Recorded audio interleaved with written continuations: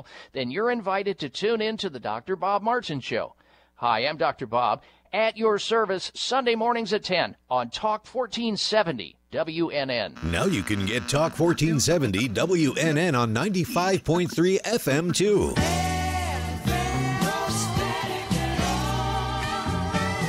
Loud and clear, Health and Wealth Radio, WNN. The opinions expressed on the following sponsored program are strictly those of the host, guests, and callers, and not necessarily those of this station, its staff, management, or sponsors. Welcome to the Ask the Expert Show with local celebrity host Steve-O. Sit back each week while Steve-O educates you with live in-studio experts, such as lawyers, doctors, home improvement, and financial experts in their field. Call in and have your questions answered each week at 888-565-1470. Now, here is Steve-O with today's expert in their field. Lights on. I guess we're live. Hey, welcome to another Ask the Experts. We get so many emails from you listeners, and I was finally able to accomplish to get not a chiropractor, not like a, I don't even know what to call it, someone who works with backs. We have the Florida spine specialist. We have one of the senior partners, Dr. Harold Dalton, with us today, and we're going to talk about back pain. Basically, that's what it is. And Dr. Dalton, I'm so glad to have you here because we just got so many people asking about what should I do? I've had this problem for years. And a lot of times they say that they can't find anybody to help them. And I don't know if they're going to an orthopedic surgeon or what, but backs are difficult. But let's start off. Tell us about your practice. Well, Steve, I really appreciate you having me here today. Yeah, I am thrilled to be here. You know, we have a great practice. We're located at 6000 North Federal Highway in Fort Lauderdale. We have a 13,000 square foot building that is dedicated solely to treating spinal disorders. We have 3 physicians in the practice. We have Dr. Kalman Blumberg, who is a fellowship-trained spine surgeon. We have Dr. Carnes, who is a clone of me. He's a physiatrist with a fellowship in interventional pain management, as well as a fellowship in EMG and nerve conduction studies. And then myself, who's also a physiatrist or an expert in physical medicine and rehabilitation, taking care of people with significant spinal disorders and orthopedic and neurological problems, but also with extra training in painful disorders of the spine and what we call interventional pain management. Now, my job is to do everything we can to keep everybody away from my surgeon. But that being said, if patients need surgery, we got to look them in the eye and let them know that this is the only thing that's going to be of benefit to them. What do you tell a patient? Because I'd say it's a misnomer out there that don't have back surgery. You could end up worse. So what? That's not true, though. So there is a time and place for spine surgery. And if we understand the statistics, 95% of people with back pain do not require surgery. 95%. 95%. And so there is a whole host of different tools and treatments that are available for those 95%. Now, we have to ask, what pushes us to looking at surgery? And there are a couple of different things. And I want the listening public to be aware of this. If you start developing weakness in an extremity, whether it's if the lower extremity, a foot drop or difficulty getting up from a chair, if you start from the cervical spine, if you start having problems with lifting your arms and dropping things and having problems with dexterity, if you start having problems with your balance, and if you're losing control of your bowel and bladder, these are things that really are red flags for us. Even the bladder, too. Absolutely. Wow. Okay. The bladder is controlled by the lower sacral nerves that have to pass down through the spine. And if we start having problems with that, you know what? We need to look into it, and it needs to be addressed. Now, what does needs to look into it mean? Well, what's the step someone comes in and has some of those problems? Well, most patients that come to see us, thankfully, don't have those problems. Okay. But really the key to what we do is we come up with an accurate diagnosis. What is the cause of the patient's pain, or what is the cause of the patient's symptoms? And that requires a variety of different things. First, it requires that we sit down and we listen to the patient. We take a tremendous amount of time listening to our patients to make sure we understand what they're feeling or what their body is going through. The second part of getting an accurate diagnosis is the physical examination, okay? And that's exceptionally important, and we test all these different things. We look at muscle strength. We look at the ability to feel things in an appropriate manner. Some people develop numbness, burning, tingling, and that's an alteration of the neural system for whatever the reason may be, and we have to find out what that is. But we test, we put people through all sorts of, what I describe to my patients as silly tests, but we do this for a reason, to make sure that they're able to do what they need to do safely in their daily lives. The third part of an accurate diagnosis is specialized testing. And for our case, that is either imaging, advanced imaging. In our own office, we have digital X-ray, real-time digital X-ray, and we're able to do that very quickly and efficiently. Many times, the gold standard for a lot of imaging is having an MRI. Do you do that in the office? No, we don't do that in the office, but we work very closely with the MRI facilities around that have the appropriate size scanner, the appropriate size magnet. Now, when we image the spine, we need a 1.5 Tesla magnet or larger. And so many of the scanners that are out there are 0.2s or 0.3s or 0.6s, and they don't give us the image quality that we need. So when we end up sending a patient out for a scan, we make sure that it is done the right way and done the right way the first time. So now there's no normal, just regular X-rays. This is all done through diagnostic imaging. Well, there are regular X-rays, and X-rays are many times a starting point, and a lot of times what we'll look for is we'll take dynamic X-rays as people are moving. We'll ask them to bend forwards or bend backwards, and we want to see how the bones of the spine are moving in relationship to each other, whether they're moving smoothly and as the body is designed, or whether we see some of these bones of the spine sliding back and forth on each other, or sliding laterally, or we look for curvatures of the spine. Is this based on age? No, not based on age. Has nothing to do with age. It's not based on age. In our practice and in the spine world generally, we see a peak of two really different ages with two different populations. We see younger patients, and when I talk about younger, I'm talking about probably 20 to 40, 45. And those individuals generally have disc-related issues, or they have injuries related to athletics or sports that they're playing.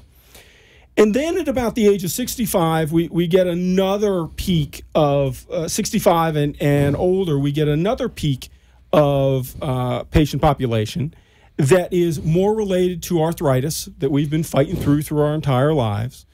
And we also run into problems of stenosis, which is a narrowing of the spinal canal or a narrowing of the channels where the nerves exit the spinal canal. Wow. So it's male or female?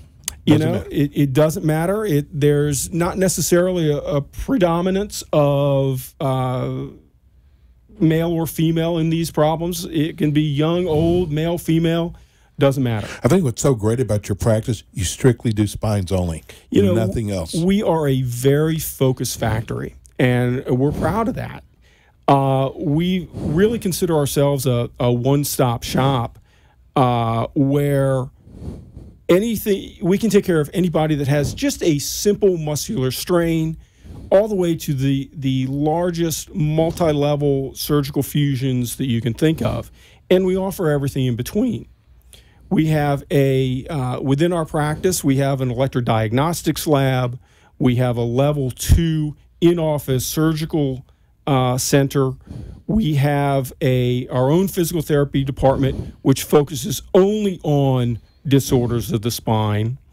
And we also have, for those patients that are on controlled substances, we also have a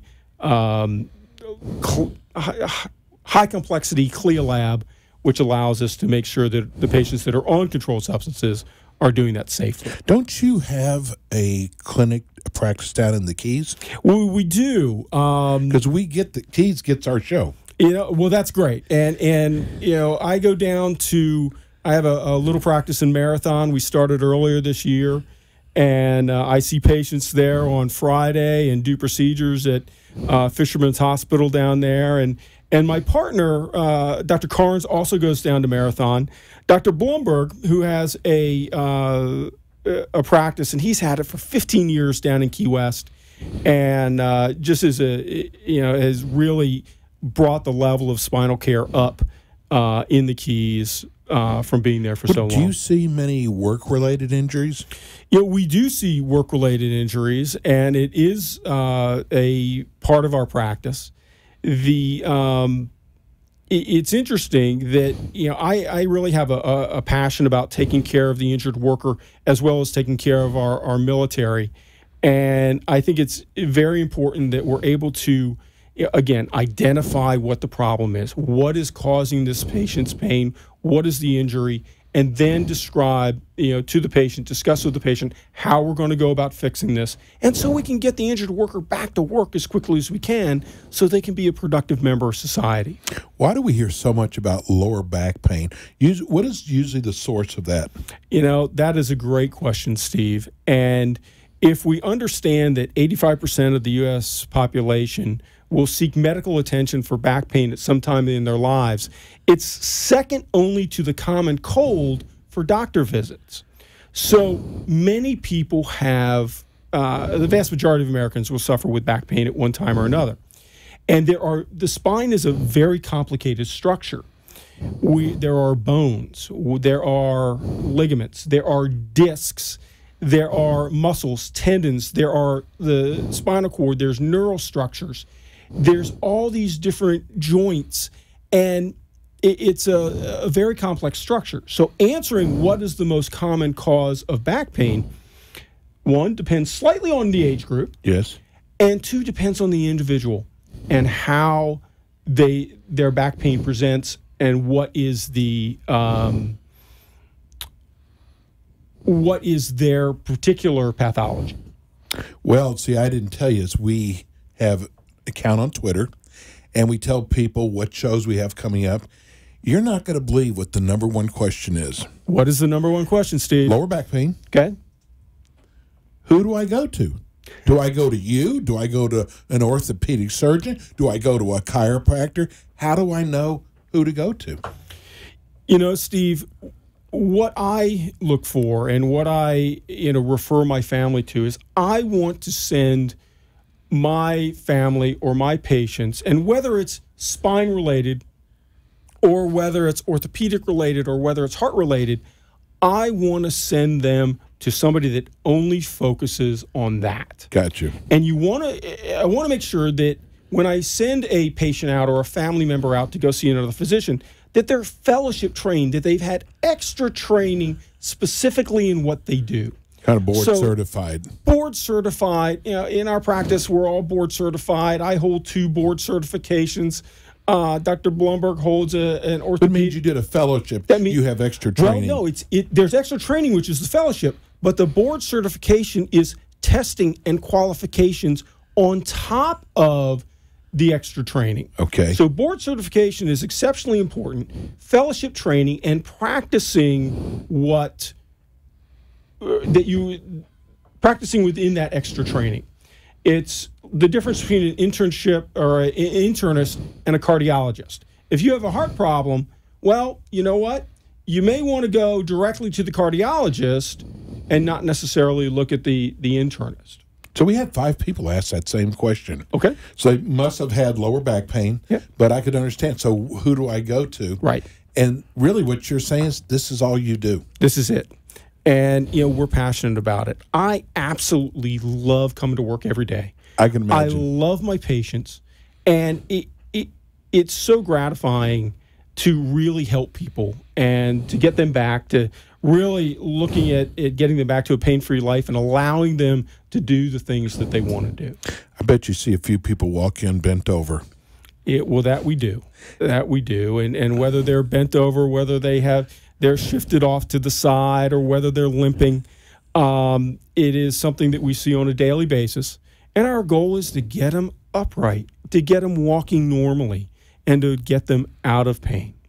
Well, we're here with Dr. Dalton. He's with the Florida Spine Specialist. Give everybody your phone number before we go to break. Our office phone number is 954-771-2551. You've got a beautiful website. Give everybody your website address. So it is, I want to make sure I get the exact right address because we've gone through this a couple of different times. www.floridaspinespecialists.com. Yes, plural. Okay, we're going to go to break. When we come back, I've got so many questions for you, Dr. Dalton, and I'm sure, because sometimes I try to think about questions, if I was listening to the show, what I would want asked. So we're going to go to break. We'll be right back. Florida Spine Specialists are proud of their results and their industry-leading success rate. At Florida Spine Specialists, they're outcome-focused, which means their goal is to provide a treatment program that will enable you to return to an active, healthy life. Florida Spine Specialists provides custom treatment programs to return you to your active life quickly and safely. Their highly skilled, multidisciplinary team includes doctors dedicated to non-surgical approaches, surgeons specializing in advanced minimally invasive procedures with the best history of successful outcomes, on-site physical therapists, a psychologist to provide counseling, a team of medical support people who provide the best of compassionate care, and a terrific administrative staff to help you navigate the complexities of insurance coverage. Florida Spine Specialists' state-of-the-art 17,000 square foot facility is fully dedicated to spinal care. Florida Spine Specialists' leading-edge technology means you get the best medical treatment possible. Call the Florida Spine Specialist today at 888-492-3392. So I'm sitting here with Dr. Dalton, Dr. Harold Dalton of the Florida Spine Specialist. Boy, when it comes to backs, everybody either had a problem themselves, a family member, and I actually used to have lower back problems. It is so painful. You can't, it's almost like it takes your breath away. Steve, I got to agree with you because I have myself have suffered with low back issues. I can tell you that I have a congenitally narrow spinal canal, which makes me, as well as other people who have that disorder, more susceptible to injuries than most. And I've suffered herniated discs, I've got arthritis, I've got degenerative disc disease, and I've had times where it's been incredibly difficult to put on my shoes or get dressed, and just the simple daily activities of life. But again, with the appropriate diagnosis and the appropriate treatment, I can do anything I want. Does insurance cover most of this? It does. And we take a variety of insurances, and I know that changes all the time within different medical practices, but I'd recommend to call the office if there's any particular questions on insurances. Now, when someone comes in for the first time, how long should they plan to be there for the first consultation? Well, what we really look at is, as far as time goes, probably about an hour. Okay. Because we want to make sure, again, as we talked about, we want to be able to sit down and talk with a patient and really understand how their spine, their pain, the problems they're having are affecting their life. And then we go through a detailed physical examination. We'll either acquire images or get images. And then once we end up with the appropriate diagnosis, there's other things we might do. We may consider further diagnostic tests, such as EMG and nerve conduction studies. We may consider specific type of nerve blocks or diagnostic nerve blocks to help us determine exactly what is a pain generator and what is not. So we have Physical therapy come in? It really does. And, as a physiatrist, someone who's an expert in physical medicine and rehabilitation, it is really our goal from the non-surgical side to get an accurate diagnosis, then to decrease the patient's pain by the multiple tools that we have available to us. And the reason we do that is so we can get them the therapy to work on getting them stronger. I look at MRIs all day, and what I see in the vast majority of patients is a tremendous amount of weakness within the spinal musculature. And when the muscles of the spine are weak, it puts more pressure on the bones and the discs and the joints and causes them to wear out faster. And so the goal from the pain management standpoint, and what we do is to decrease the pain. I describe it to my patients as putting the fire out, and then we need to get to physical therapy so that we can rebuild the house. So can arthritis attack the spine? Absolutely. Oh, wow. There are joints in the spine that are called facet joints. And at each level of the spine, you have 2 facet joints. And in the lumbar spine, there are 5 levels. In the thoracic spine. Does it wear the spine away like it does like in a knee? Or it doesn't wear the spine away. These joints are about the size of knuckles. They're not big joints, but they have to absorb a tremendous amount of force. And in osteoarthritis, and that's really what we're talking about here, it's the force of gravity over time over a joint. That joint wants to spread that force of gravity out, and so that joint will enlarge. It won't necessarily erode; it will enlarge. Well, the problem in the spine, when these joints enlarge, it will cause pressure on the spinal canal. It will cause pressure on the spinal nerves, causing stenosis. And whether it's the arthritic joints causing pain themselves, which we have treatments for, we treat this all the time, or whether it's the resulting bone growth because of that arthritis causing problems with the nerves, we deal with that on a daily basis. So if I come in and my problem is from arthritis, let's say, I'm in pain, how long am I looking at before that pain starts easing off? Well, if we understand that people with arthritic pain, particularly arthritic spine pain, are usually real stiff and sore in the morning. They have a very difficult time getting out of bed. They walk around for a period of time trying to get things loosened up. Generally, they take a shower in the morning, things get a little bit better, and they go about their day. But if they overdo things, it all gets flared up again. And then towards the evening, as they're wearing down, they start to get stiff and sore again, and it becomes this vicious cycle. So we've got to look at breaking that cycle. And whether we use techniques of diagnostic nerve blocks, which is where we put a tiny amount of local anesthetic right by where the nerves are that control those arthritic joints to determine whether or not that's a pain generator or not. And then if it is, we can go in there with a specialized type of needle. And the very tip of that needle heats up, and we can cauterize those nerves and hopefully get rid of the patient's arthritic pain in the spine forever. Wow, forever, wow. Forever. Now, it doesn't happen in everybody. I'm sure it doesn't. And these are peripheral nerves, and they have a tendency to grow back. Everybody's different. Everybody's different. And if they do grow back, we can repeat. They generally go back in about 3 to 6 months. And if we do, we can repeat the procedure and give them another 3 to 6 months of pain relief. Is it painful? Not painful. Because you think about getting an injection in your back. Absolutely. And I've had injections in my spine. I've given thousands. We do about 15 injections, procedures a day. I've been doing this for 18 years. So we've given a lot of injections. And quite frankly, the worst part of the injection is when I numb up the skin. And that burns for 6 to 10 seconds, just like when you go to the dentist and they numb up the jaw. That's generally the worst part of the procedure.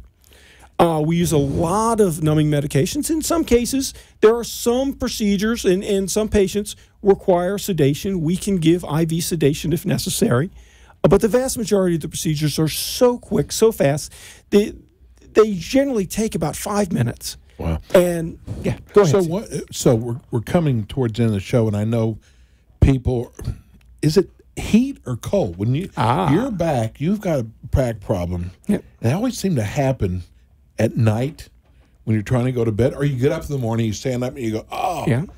heat or cold?" So that's a great question.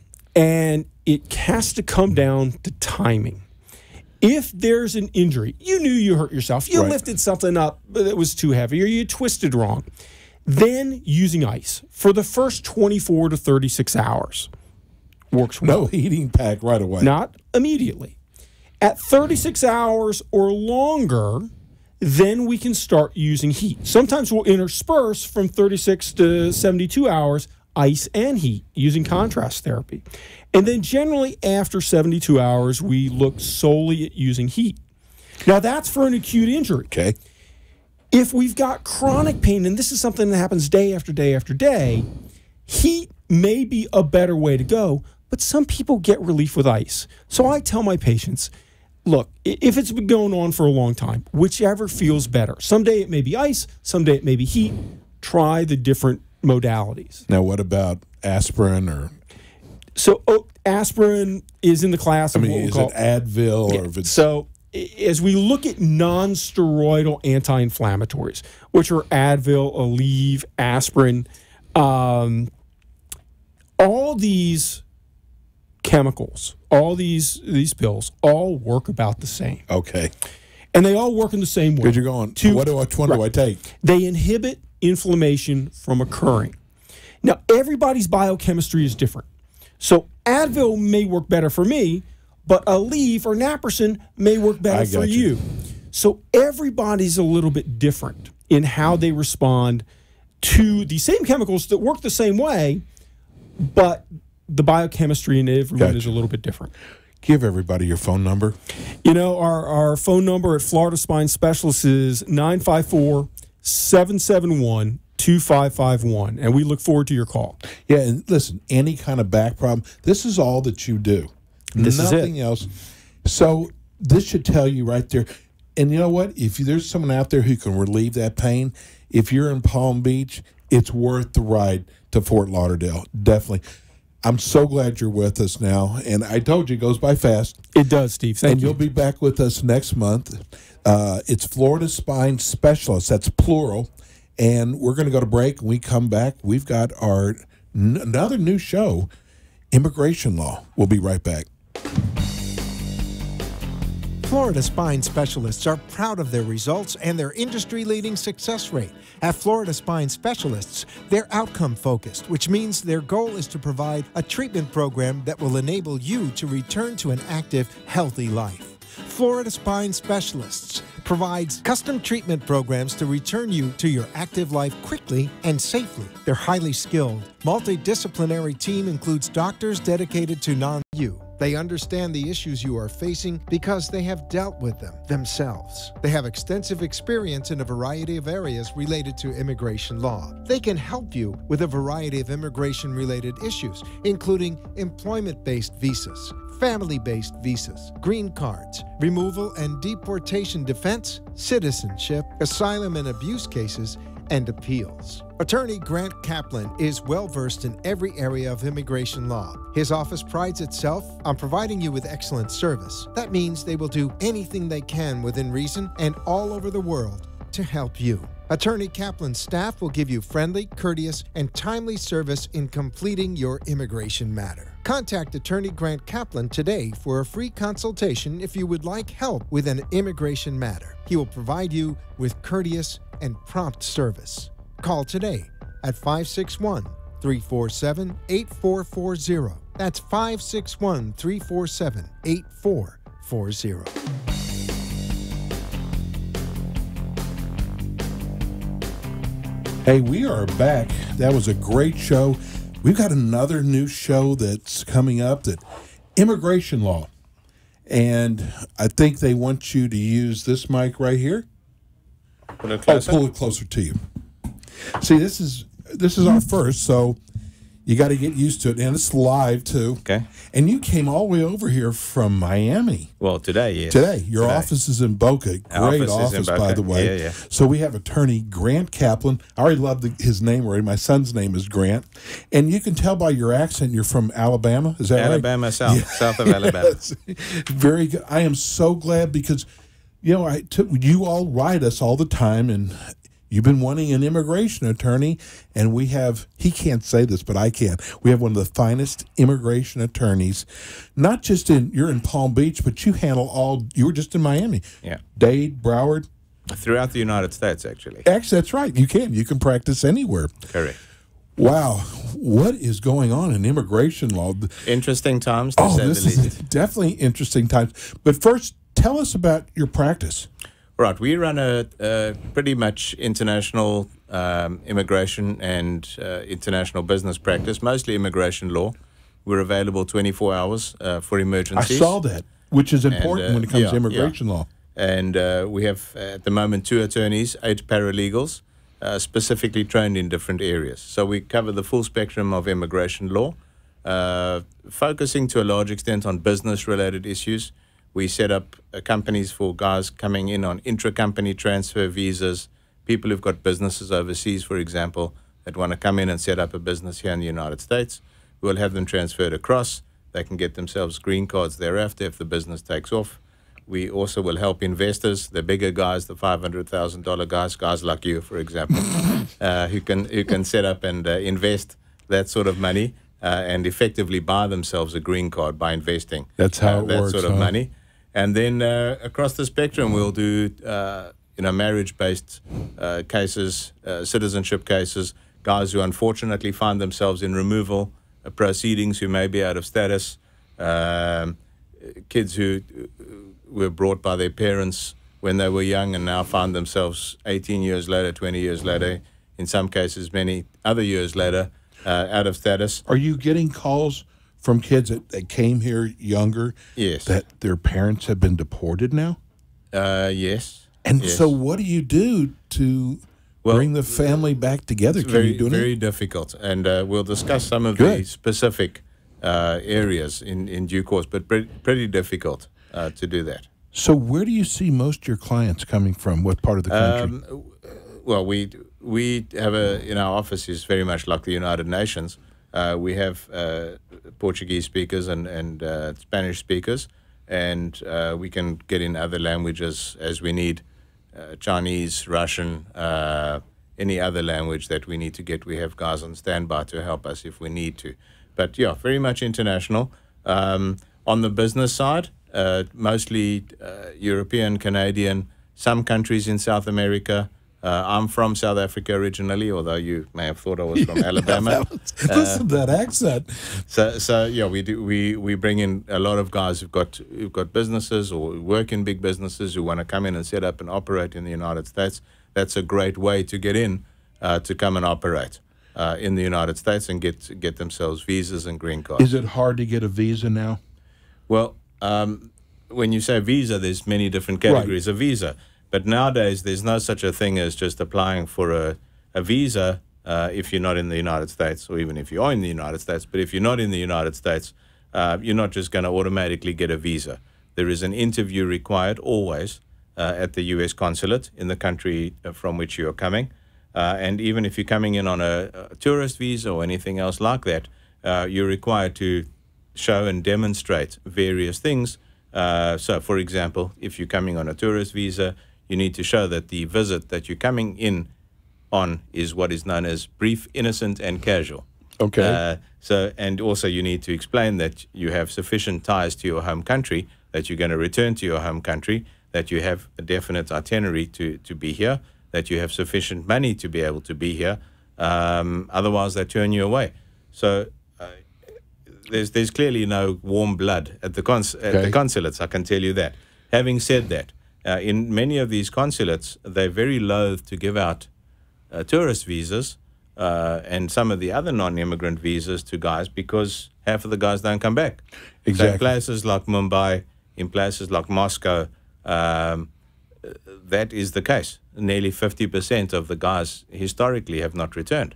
We have a lot of students here. Yes. Is it hard for a student to come over here? Same criteria. Okay. You need to be able to show that you need to be admitted to an accredited school, which incidentally doesn't need to be a university or a community college. But you need an attorney to do this. So. You don't specifically. Always better, you can tune up your own car or operate on yourself. Certainly you can do these things. But, obviously. Got a sense of humor, too. Yeah, well, but much better, of course, to have an attorney prepare a package for you. If you're a student, you need to be admitted to an accredited school. Could be an English school. Could be a beauty academy. Could be anything like that, as long as that school is authorized to give you what is called an I-20 document. Once you've got that, which is admission to the school, we will assist the guys to prepare a package, which they need to take to the consulate. And in that package, again, we need to show that they have sufficient ties to come back to their country. Why would anyone want to try to do this themselves? Yeah. Well, the vast majority of people do. Just to save money, though. Yeah, but it doesn't make... don't know that legal help is available to them. So student visas obviously is a huge business. In fact, we were in India 3 months ago, and we met a couple of different agencies who bring students into the US and into Canada, and they've made a whole business out of this, preparing the packages for these kids to come in. They help them to get admitted into schools and so on. Incidentally, we also have a concierge service in our office, which Gail, who's sitting here, assists with. She can source schools. She can help guys set up as far as whatever they need is concerned. How do I get a social security card? How do I get a driver's license? What do I need to do? So Gail does that sort of thing. In fact, that's what she was doing today in Miami for clients. Can someone get a driver's license or people from other countries? When you arrive here from deepest Afghanistan, clearly the way of life and everything is different there than it is here. Much different. So clearly they need that help unless they've got other people to show them what to do. So that's a sort of an add-on service that we can provide to the guys. I got to tell you, because I have a political show on in the morning, there's so many questions that I want to ask you about. Do you get very many clients from Russia? Since that's like we have clients from all over the world, and we, interestingly enough, you'd be amazed, and I often say to the guys, how many people from the US, for whatever reason, find foreign partners. Yes. Whether they come in on fiancé visas or they marry them, and many have not even met, and they belong to various of these websites. I see ads like that all the time. So it's very interesting. And perhaps I must write up a thesis one of these days as to the mentality. Not necessarily. There's a fortune of guys, not only guys who bring in girls from Russia, from China, from the Philippines, from Thailand, and it's amazing. Is that hard to bring them over? Well, it is. Yes and no. You need to show that you have a good faith relationship, that you've met, first of all, that you have a good faith relationship, that there's no issues, either immigration or criminal related, and that the sponsor, being the spouse to be, whether husband or wife, has sufficient funds to be able to sign a sponsorship for the other spouse. So we had, for the show, 2 questions on Twitter. Right. That were just for the show. Right. And one of them was, he didn't say what country. He said, I want to come over here and find my wife. Right. Because now if he marries an American woman, he's automatically American? Well, the way that it works is, firstly, you cannot come into the United States as far as immigration is concerned to come and look for a spouse. Or you can, but again, they need you. We need to get back to the brief, innocent, and casual visits. And clearly, if you're coming in to seek a wife, that may not be the case. I was shocked when I saw the question. However, assuming that you find a spouse either here or from overseas, certainly it is possible. That doesn't automatically lead to anything. You can apply for a green card in due course, and during the course of that interview, the inquiry as far as immigration is concerned is this a good faith relationship? How long have you known the person? Where did you meet? How did you meet? Typically for a fiancé visa, for example, immigration likes to see that you've known the person for at least 2 years. That's not necessarily the case but that's what they prefer. But certainly you need to have met the person. Okay. And you'll be surprised at the number of people that have not met that want to bring across a fiance. It's funny, I've heard you say several countries now. Haven't heard you mention Mexico. Because I know there's people from Mexico coming over here all the time. Well, not only Mexicans, there's various other nationalities, numerous, that come across the same But border. you see them. Yes. Oh, and that's where they're coming through, is through Mexico. Yeah, through Mexico into Texas, into Arizona, and even onto the beach, you know. If you had a wish, what law would you want to change right now as to immigration? Well, certainly there should be regulation. There's no question about that. There needs to be equity and fairness. There does need to be a barrier to entry, which is surmountable. Clearly, you cannot have a free-for-all with people coming and going. There does need to be a law, and there does need to be an enforcement of those laws. No one, I'm sure, will argue with that. Because it used to be, yes, exactly. It used to be, it would take years to become an American citizen. Yes. You had to go through a lot of steps. Yeah, You just jumped, you know, over the hurdles and through Is the it hoops. still like that now? Well, it is. There, of course, is much more scrutiny nowadays. And for those guys that are coming across the border, they're being increasingly placed in what are called expedited removal hearings. So in places along the border, for example, although it's not publicized very much, they would put 30, 60, 100 guys in a courtroom at once, and a judge would face all of them and, you know, read out all their names and, you know, possibly translate. No wonder they briefly get for lost in the system. briefly, you know, mention whatever they mention to the guys, and you know, those guys that sign, they send them on their way. So that's what's really become of a lot of these guys coming in. And in addition to that, there are much increased enforcement policies, which I'm sure you've heard and seen all about, where they're rounding up guys which used to only be on the sort of aggravated felony list, but now could be any person that is out of status for whatever reason. And that, of course, has instilled fear into many of the kids that we were talking about earlier, and others who may or may not have some kind of relief available to them. And leading on from that is fear, ignorance, language barriers, in many cases, the perception that they're not going to get a fair hearing, that they're not going to have the right to get an attorney. So in their mind, many of these guys, that is what is going through their mind. You know, we have a lot of business owners that are watching and listening right now. And I know that one of the upscale homes, the HOA, that group, that they have a restaurant on premise. Right. And they said, we cannot get local workers here. Right. And they bring in workers from Romania. Yeah. That was the Romania. Is that hard to do? No, not really. That's a program called the H2B program. Okay, and you get involved with that. Yes. So those are seasonal workers. So Yes. there's a difference. There's H2A, which are agricultural workers Okay. who come in and pick the crops and so on.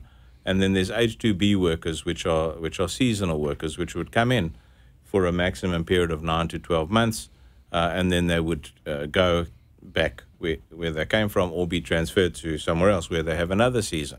So many of these workers are kids that they bring in from various different countries to come in, say, for 9 months. Hard workers, by the way. Yeah, and they Extremely hard workers. You know, they get paid sort of minimum wage, but they're happy to be around and to be in the scene. And many of these companies or country clubs have got, say, a branch in New York, and they would transfer the guys at the end of this season to that season, and so be able to come to and fro for a period of maybe 2 or 3 years. We're going to go to break right now. We come back. I want to talk investors that come over here, because I see there's a lot of people from other countries that come over here. I don't know how long they stay for, but I want to talk about, is that a certain kind of visa that they have for investors? Sure. We're going to go to break. We're here with attorney Grant Kaplan. He's an immigration attorney out of Boca, but he can handle it anywhere. It doesn't matter. We'll be right back. At the law offices of Grant Kaplan, located in Boca Raton, they have a depth and breadth of experience that sets them apart from other immigration law firms, available 24 hours a day. Their personal experiences with the immigration process gives them unique insight into the law and empathy for you. They understand the issues you are facing because they have dealt with them themselves. They have extensive experience in a variety of areas related to immigration law. They can help you with a variety of immigration-related issues, including employment-based visas, family-based visas, green cards, removal and deportation defense, citizenship, asylum and abuse cases, and appeals. Attorney Grant Kaplan is well-versed in every area of immigration law. His office prides itself on providing you with excellent service. That means they will do anything they can within reason and all over the world to help you. Attorney Kaplan's staff will give you friendly, courteous, and timely service in completing your immigration matter. Contact Attorney Grant Kaplan today for a free consultation if you would like help with an immigration matter. He will provide you with courteous and prompt service. Call today at 561-347-8440. That's 561-347-8440. And we're back. I'm here with attorney Grant Kaplan, and we have a whole new audience right now, people driving home. And so tell everybody, because we have new listeners right now, tell everybody about your practice. You're right there in Boca, easy to find. Right. Next to one of my favorite restaurants, kosher. Okay, good. We have an all-inclusive immigration and international practice. We have at the moment 2 attorneys, 8 paralegals, specifically trained in different areas. We're available 24 hours for emergencies. Which is important. Yes, especially nowadays. Yes. And we cover the full spectrum of immigration law, from business visas, investor visas, right all the way through to abused spouses, marriage-based visas. I was going to ask you about criminal law. We do sort of crimmigration. Okay, those guys, permanent residents, for example, who commit crimes and are placed in removal proceedings or travel and come back into the country, and then it pops up on the system that they have a conviction for marijuana or whatever it might be. Those guys are placed in removal proceedings. We certainly will help those guys, as well as the guys who are out of status or happen to be picked up wherever that may be. For some reason, I know there's prince that come down here to Miami to party, and I don't even know how they got in, but I mean, don't they have to have a lawyer in case something happens while they're out of their country? Because there's a lot of wealthy people who come to Miami or to Boca. Right. And I would think that's why 24/7 is probably important for you. Correct. That they can get a hold of you. Correct. So I also noticed that investors come here a lot from other countries. Yes. Buying houses, buying property. Yes. What do they have to do? All right, let me go through a couple of those categories. We'll start at the top. So there's different categories for investors. We'll start at the top. There's a visa known as an EB-5 visa, which is an investor-based visa, which is either done passively by means of an investment in someone else's entity called a regional center, or there's an active EB-5 where you could invest in your own business.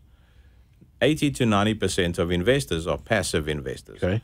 They would invest in one of the 600 or so regional centers. And a regional center is nothing other than an entity that has got permission from the Immigration Service to take investors to come and invest in their particular projects. Most of them are real estate based. They'll develop shopping centers, hotels, whatever it might be. But it could be across the spectrum. That could be in the restaurant business, could be elder care facilities, could be manufacturing, could be anything. Do they have a certain amount of time they're allowed to be here for? Yeah, so the way it works is you put up your money, which at the moment is $500,000, and which... Who does that go to? That goes to the regional center, which is great for them, because it's cheap money for them to get investors. That's gone. Not necessarily. Hopefully not. That money is invested in the regional center together with many others. So let's say, for example, you want to build and develop a shopping center, and you need to raise $30 million. You find 60 lucky people to come and invest in your regional center. That typically becomes a limited liability partnership, and each one of those guys has a pro rata percentage of that company. It's a passive investment. You have nothing to do with the running of that business. Now, the money is invested, typically stays in trust or escrow until the petition has been approved. Once the petition has been approved, the investor and his family, spouse, and kids under 21 become eligible to get conditional permanent residence, which is a green card for 2 years.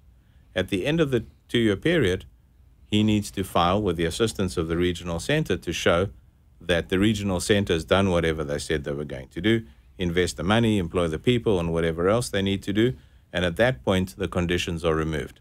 And so that $500,000 goes towards the investment. Yes, so that's an investment as far as they are concerned. And of course, due diligence is required. Sure. To make sure that where you're investing your money, the prospects are good that you're going to get your money back. But it's not done for you, though. The government doesn't do the due diligence. Government does not do the due diligence. The investor must do that. Okay. And typically, most regional centers will want to hold on to the guy's money for 4 to 5 years. Wow. And at the end of the 5-year period, the guys can get their money. In the meantime, they may get dividends. The time is ticking along towards getting their citizenship. So that is a very popular method of investing. Historically, 80% have been Chinese investors. They've retrogressed, so to speak, the number of Chinese investors that can invest in the program to 4,000 to give everyone else a chance. So they give out 10,000 a year. And it's a great way to get yourself a green card. I heard Brazil is also coming over and buying a lot of real estate now, too. Correct. So everybody who comes over has to put this... And that $500,000 is probably going to go up to $1.3 million at the end of September. So anyone who's thinking about getting involved in the EB5 program needs to do so fairly smartly. Who makes that decision? Is that done by... Congress. Oh, it's Congress. Yeah. And they've been stalling and humming and hawing. They need to do a substantial revamp of the EB5 program to take out the marginal regional centers. And so they've been talking about this, and I think it's at long last coming. And where do you fit into this? So we represent the investor. Okay. We will prepare and file the petition for the investor. The regional center needs to give us their documentation. Do you do the due diligence for your client? No. You don't do that? The client must do his own due diligence. We prepare, process, and file the petition for the guy. And thereafter, the removal of the conditions and so on. So that's the EB5 program. For citizens of certain countries, mostly European countries, and in South America, Colombia, Mexico, Argentina, and most of the Caribbean countries, they are eligible for what are called E-visas, E2 visas. Not South Africa and not many other countries around. These guys can come into the United States, invest $100,000 minimum into a business, and in so doing, can come in and operate that business together with their families under the E2 visa. Are those hard to get? No, not specifically. So all these French bakeries and all these guys, a lot of them are E2 visa guys, where they would come in and set up a business and come and operate. Great visa to have, renews every 5 years. Downside is, doesn't lead to a green card on its own. So, and you can't do both? You can, but not through the business. Okay. So they would need another mechanism to get themselves a green card. Because if it renews every 5 years, but you would never be a citizen, though. Never. But a lot of guys don't want to do that for tax reasons and for various other reasons. Like European citizens may spend some time here and some time in Europe. So it suits them to do that. Our main business are what are called L1 visas. That was my next question. What do you mostly, where's your emphasis? We spend our time helping guys who either own a business or a family has a business, whether it be a small business with a good turnover, medium-sized, large, listed company, whatever it might be, to set up a branch or subsidiary here in the United States and get themselves transferred across to the United States to come in and set up a branch or subsidiary of that business in the United States. And in so doing, they and their families can come in and operate the subsidiary in the United States, and from there, perhaps get themselves a green card once the business is properly established. There is so much to know. Why would, especially a business person, want to try to handle any of this themselves? They need an attorney like you. Yeah, if I can finish with one important little tidbit. your status in the United States is golden. So many people come to us and say they're out of status, or they've gone over the 6 months, but the visa and the passport says 10 years, but in the meantime, they're only allowed in for a certain period of time. So ignorance, to a large extent, is not bliss. Yes. Ignorance is fatal to your status in the United States.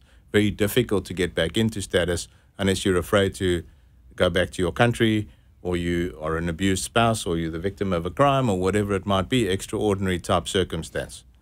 So that is, one needs to be careful in that. Well, we're coming to the end. I told you this goes by fast.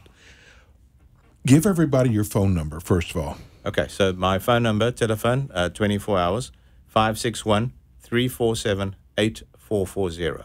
I'm sorry, I didn't hear you. Can you do it one more time for me? 561-347-8440. And your website, which you've got a great website. Yes. American-immigration-lawyer.com. Oh, it's easy. Anyway, Grant's going to be with us every month. He's going to be back with us next month. And I will promise you, I will take questions next time. We'll open up the phone lines. I just wanted to get him started, and he came all the way in from probably court in Miami. It's so good to have you. I'm so glad you're part of the show. We'll be back next week with more experts, 5 to 6 on 1470 AM and 95.3 FM. We'll see you next week.